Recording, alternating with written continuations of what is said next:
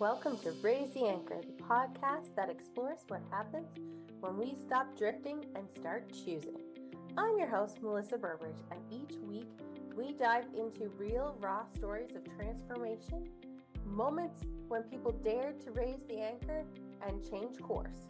Whether you're navigating chronic illness, burnout, big life pivots, or healing from the inside out, you'll find inspiration and truth here on Raise the Anchor. This is your space for honesty, hope, and the courage to begin again. Let's raise the anchor and set your course. So this episode is brought to you by Temporary Experts Social Enterprise. It's not just a business, it's a movement. Thank you. Today on the show, we have Jay Fisher. Hello. He's my absolute favorite photographer. Oh, appreciate that. Sorry, Allison.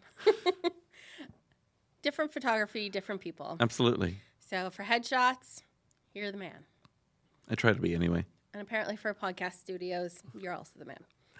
Yeah, no, this is cool. I'm really excited that this space out here is starting to get used as intended. I was in a much smaller studio, and I had all these ideas and grand plans, but moving into here, we were really able to intentionally design it sort of from the ground up. So the idea was always that this was going to be a space that was accessible for podcasting, for video production, for people to just come in and kind of have a DIY, experience or do the projects.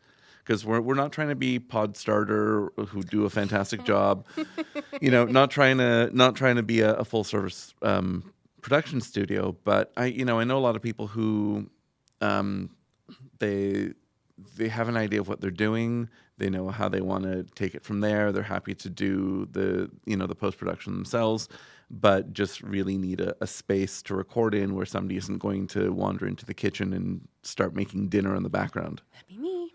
That's why we're here, because I definitely have a busy life.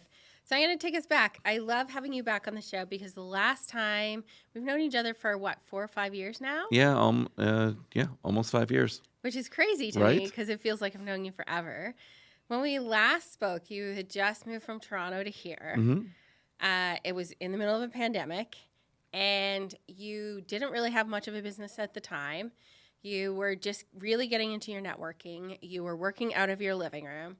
What has changed in these last 5 years since I last had you on? Oh, good Lord, what hasn't changed? You have a studio. I have a studio. I'm on my second studio, which is kind of cool. I think I've just really been able to find community here, and community's always been very important to me. Just growing up, it's always been a big thing with my family as well. Once people were allowed to get out from behind the computer screens and meet in public. But I mean, even before that, I spent lots of time going to every online networking thing I could for a while. And then, of course, once we were allowed to go back out and interact and meet people, just really having that face-to-face contact, being able to have those interactions and just building up that that community of different people, of different business owners, of different friends. I've published a book since last time we spoke. It's a beautiful book. Thank you. It's called "Come From Away with a Camera," and that came about because 3 years into being here, I realized I had thousands of photos of Nova Scotia because it's so flipping beautiful here, and had no idea what to do with them. So a year after that, it turned into this book, and it's photos from all around the province. And it's a really nice book for people who even live here in Nova Scotia, because as much as we're here all the time, we might not see the beauty. And so having somebody from away, come from away, love it, show us the beauty of our own province really speaks volumes to what we're just kind of ignoring every day. And I totally get it, because I lived in Ontario, and I hadn't really traveled through a lot of Ontario until the last few years that I was there. and I mean, it's also a beautiful province. There's some just breathtaking sights, but living sort of in that GTA Golden Horseshoe hub, it can be a little bit, you're sort of stuck in that like the big city mentality, and you really have to go. But the difference is that in Nova Scotia, I can travel for 15, 20 minutes, and I've got lakes and I've got forests and I've got, all this natural beauty. And in Toronto, I travel for 15, 20 minutes and I'm around the block. I know. Speaking of Toronto and Nova Scotia, big city to country, moving here, do you find that you know your neighbors more than you did in Toronto, or do you find that it's just such a different vibe you can't even compare them? I think I do know some of my neighbors more, and I think that's partially because the community that we moved into. I mean, there are community events, there's the community Facebook page, and but just like anywhere, I'm not besties with everyone. There's some people that I see more than others. I find that I have almost a bit more of a desire to get out of the work rut here, and go and spend time with people and build those connections. And that's just partially because, I mean, even driving from home to here and seeing the basin, it's it's just I don't know that I'll ever get tired of that. But you sort of on that.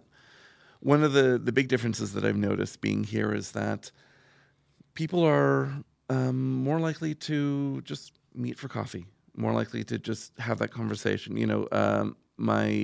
My business has grown based on relationships, not about selling.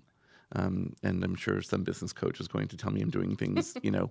completely backwards. But I don't really sell when I talk to people. I actually, when we go out for coffee, I'm not sitting there waiting for the pitch to drop. We're there and we're building a rapport. And again, I'm not going to be besties with everyone, but at least there's that sort of sense of familiarity when I see people, so I don't feel like I'm walking to a room full of strangers where everyone's like, here, buy my thing, here, buy my thing. Well, I honestly feel like if anybody looks at your work at all, you don't have to sell. You just have Appreciate to show that. them. Like, here you go.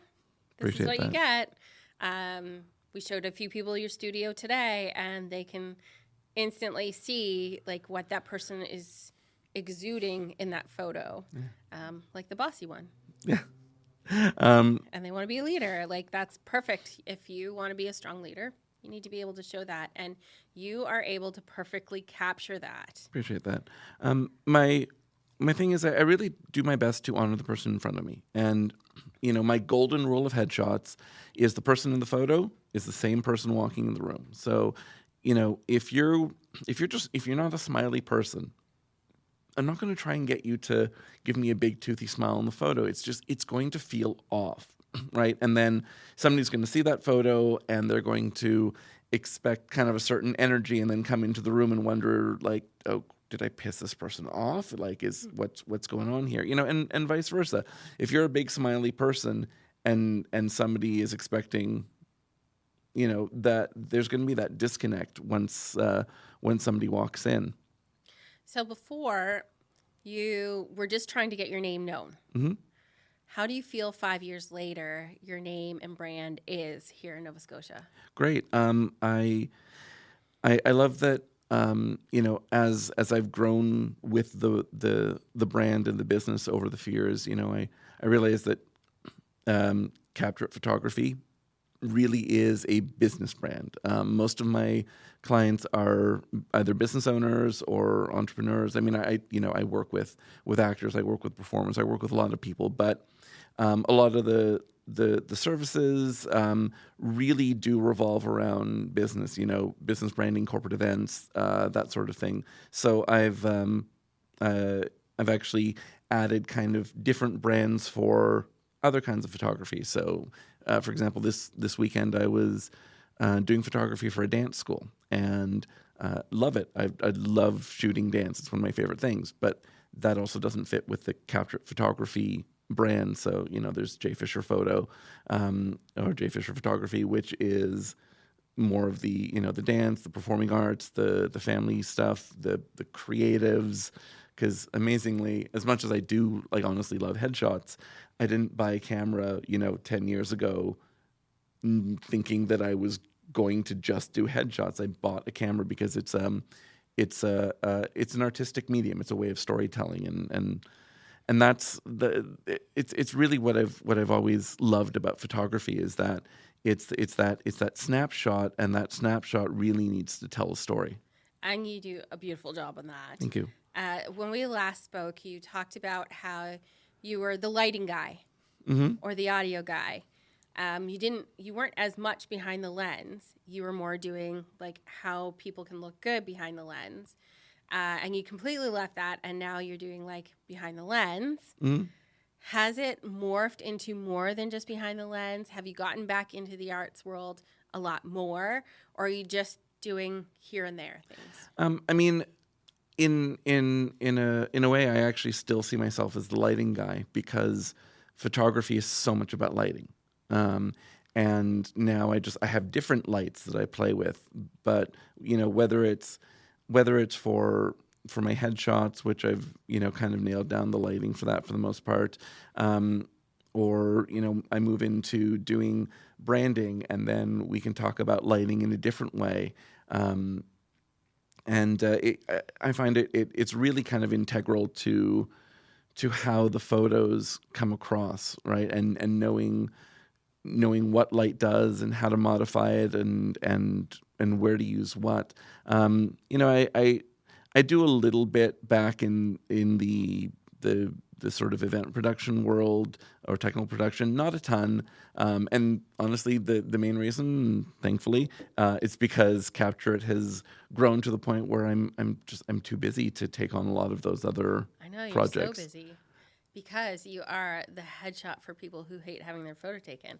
I love that tagline. Thank you. It's so fitting, because I absolutely hate being on camera. I absolutely hate having my photo taken. Although I take selfies all the time for my brand because I have to. You just make everybody feel comfortable in doing that. I wanted to touch on the point that you have a network of other photographers that you work with. I do, yeah. Because you all have different expertise. That's why I said sorry, Allison, before, because she is amazing at brand photography. She is, yeah. She's the one you go to for brand. She's fantastic, and she's got a really fantastic, bright, airy kind of style, which I know a lot of people love. And I have a different style, and some people might gravitate to that, and some people might not. But Alison and I we've referred work back and forth for about as long as we've known each other. I know a bunch of other photographers locally that do amazing family photography, or are my go-to event photography referrals, or wedding photography, which I can do. I don't love doing it, so I would much rather give that work to somebody who absolutely loves it, but also somebody who that is their business model. And then people will refer headshots to me, or people will call me up and say, "Oh, hey, I can't do this corporate event. Are you available?" There is enough work for everyone to really make a living, and to really have a business, assuming you're able to run a business, because that's really what it comes down to in a lot of cases. But I also, my network of photographers also stretches, almost worldwide. I know photographers right across Canada. I know photographers into the U.S., and I've referred business to photographers in different cities. So, there's a couple people in Ottawa that I know that if somebody is going to Ottawa and is in need of a photographer, I'll give them a shout and make that connection. Or folks in BC, or in Quebec, or in Detroit, or Florida, or California, or the Netherlands. I have that network of photographers that I've been able to build over the years, and I love that, because I love being able to refer somebody knowing that they're going to have an awesome experience because this other person is fantastic. Impressive. Temporary Experts is not just a business, it's a movement. We created this platform inspired by people like me, juggling chronic illness, caregiving, neurodivergence, and disability, who have experience and want to work, just not a 9-to-5. Temporary Experts online platform networks brilliant people who can't work full-time, with businesses who need short-term, part-time, or flexible help. It's compassionate, it's community-based, and it's exactly what communities have been missing. We will build local ecosystems that make fractional work possible, helping everyone. Go to tempexp.com and find your people. Whether you're looking to hire or looking for work, there is a better way. Join the beta movement of Temporary Experts in Nova Scotia today on Facebook, Instagram, and on the platform. See you there. Because I wanted to touch on that, it's not competition. It's more collaboration. Absolutely. Between you guys. And I know in the past, photographers have been like butting heads. I do headshots. I do this. I do that. Mm-hmm. And then they see somebody else growing in the ranks and they're like, I want a piece of that. I do all of that too. And it doesn't necessarily bring out the proper work. Yeah. So you have a network of people who are specialized, who do amazing things, but you're not going to take that from them, which is, I don't know. I love that piece. Yeah. I mean, other photographers, as far as I'm concerned, they're my colleagues, right? They're like, yes, we're in the same industry. Sure, there are services that overlap, and absolutely, I've bid on the same projects as other photographers that I know. That's fine. That's just, we're running a business, but we're also not running businesses from a scarcity mentality, right? So I would rather concentrate on the jobs that I know I'm going to absolutely nail. And the ones that I'm less sure about, even though I can do them, I would rather refer that person to another photographer and have that photographer nail it. And then that client knows that I have their best interest at heart. Which I love because that builds more trust and support and community. If you could go back 5 years and speak to yourself before the life-changing moment, before you left Toronto, what would you say to yourself? Leave Toronto. Leave Toronto? Would you say leave sooner, or would you say just do it? I mean, I think things sometimes just happen when they need to. And I'm not crapping on Toronto. It's a fantastic city. I spent most of my life there. There's amazing opportunities. I felt that I was in a little bit of a rut, and I needed some distance from that energy, from the noise. I needed somewhere that was a little bit more community oriented, a little more relationship focused. I needed to, just have that breathing room to re-examine things and decide, and kind of decide what it is that I wanted to do. And you know what, if I'd left 5 years before that, I probably wouldn't be in photography the way I am today. It just, I was at that point where that part was growing, and the more I was doing it, the more I was loving it. And I, realized, after we moved here, that I don't really want to go back into events full time. I really want to do this photography thing. And I just, trust that things will work out the way they need to. And you meet people, develop those relationships, but yeah, don't be afraid to leave. So what advice would you give to those who are feeling stuck, who are feeling in that I need a change, but I don't know what to do, and I'm too scared to do it? Don't be afraid to niche. Don't be afraid to niche down. You don't have to, and as counterintuitive as it sounds, you don't have to be all things to all people. You don't have to do all of the things just because you can. Find the thing that really gets you fired up to get up and get out of bed. And yes, keeping finances and real life and all that jazz in mind, because no, you don't need to do that. Exactly. We have endless money. Yeah. But But that's the thing. Like, I mean, yes, like this is my job. This is what I do. This is my work. But it's also the thing that I love to do. Like, I do this in my spare time. And on that note, find something that you love enough to suck at. That's an interesting thing to think of. Right? Like, I look back at my photography from 8-10 years ago, and I'm like, what the crap was I thinking? But to the untrained eye like myself, it probably looks amazing. And maybe it does. And maybe I thought it was amazing, and I look at it later and I'm like, oh, no, I understand why I wasn't more successful then, because, because I was learning. But I love photography enough to suck at it.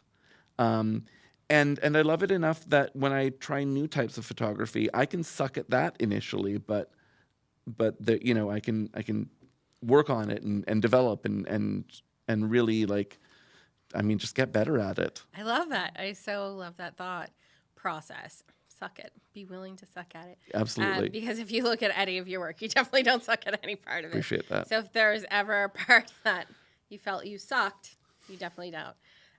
What does a brighter future look like for you today, and how is it different from what you imagined before?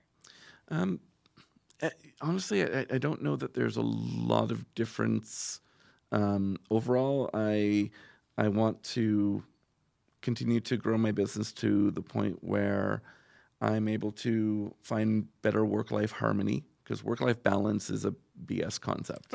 It so is. Right? Those people that say they start a business and work 9 to 5, Monday to Friday, No. for the lack of a better word, that's shit. Yeah. So yeah, I want that harmony. I want to be able to come in because I want to. I mean, I do, but like not because like there's obligations. I want to be able to leave for a couple weeks and not worry about having to catch up on everything or constantly check my emails while I'm away. So it's really I'm working at building something where I can find that harmony, where I still do this. I still have this career that I love, but I'm able to have more of my own life in there as well. Yeah, because you have worked a lot. We shared an office for a while in your last studio, and you work a lot, and you do it alone a lot of the time. So you do have a partner who helps, which leads me into, how does your support system, or lack of one, which we know you have an amazing support system, shape how you work? My partner Ashley is incredible. But she's also an entrepreneur. She's also busy. But we know that when push comes to shove, we're there for each other. One of the things that I've really been looking at doing more and more is, what can I outsource? And really, like, by freeing up X number of hours a week, what can I be doing with those hours that just it makes a whole lot more sense to do? So finding a retoucher that I absolutely love, who will spend the time getting rid of all the little blemishes and flyaways and all that jazz from photos, so that while I can do it and I do it great, I don't have to do that. Finding a bookkeeper, so that I'm not spending however much time, just trying to track down receipts and put things into columns. Starting to looking for what I can outsource. I had a co-op student that I worked with a couple of years ago who's amazing, and I can still send her stuff to do. I can say, hey, I've got these projects coming up. Can you just log back into the CRM, or can you send out these emails? And just the time that frees up, the cost becomes negligible, and so that's the thing that I'm learning to do is to let go of all of these things, because when you own your own business, everything is yours to do or delegate. So I have to remember that there's also the delegate part of that phrase that really needs to get done more. And I love that for you, because working with you before, I know you're a little bit like myself, a little bit of perfectionist. You like to have that whole piece to yourself, and giving that out feels like you're losing a piece of yourself. So I love hearing that mindset set shift Yeah, for well, you. it's, often enough, perfect is the enemy of done. So where can the Anchor crew follow up or connect with you more? Capturit.photography on the webs, on the interwebs, or at Capturit. What is it? I should know this. Here, it's right here on the okay, or at capturit.photog on Instagram, Facebook, LinkedIn, all that jazz. The book is at comefromaway.ca, and then there's J Fisher Photography for all the stuff that doesn't fit into the Capturit brand. And with that book, they can also buy stills, right? Yes, all the images are available as print online. Love that. My favorite question is, who or what inspires you? My partner Ashley inspires me. I mean, yes, I'm a little biased, but truly, I think she's an incredible person. She keeps me grounded, and she helps keep my eyes sometimes like a little bit more based in reality. But she's just an incredibly capable, very driven person. She just genuinely cares about what she does and constantly impresses me. And I feel like I'm learning from her every day. So I'm very fortunate that way. Love that. Well, I thank you for coming back on the show. My pleasure. I look forward to following your journey as it grows. Likewise. Thanks. All right. Bye. Thanks for tuning in to Raise the Anchor. If today's episode spoke to you, share it with a friend or leave a review. It helps more people find their way to healing and hope. Follow along on Instagram, TikTok, or YouTube for behind the scenes, extra content, and real life moments. And be sure to join the email list at linktree/raisetheanchor so you never miss an episode. Until next time, here's to calm waters, steady winds, and the courage to chart your own course.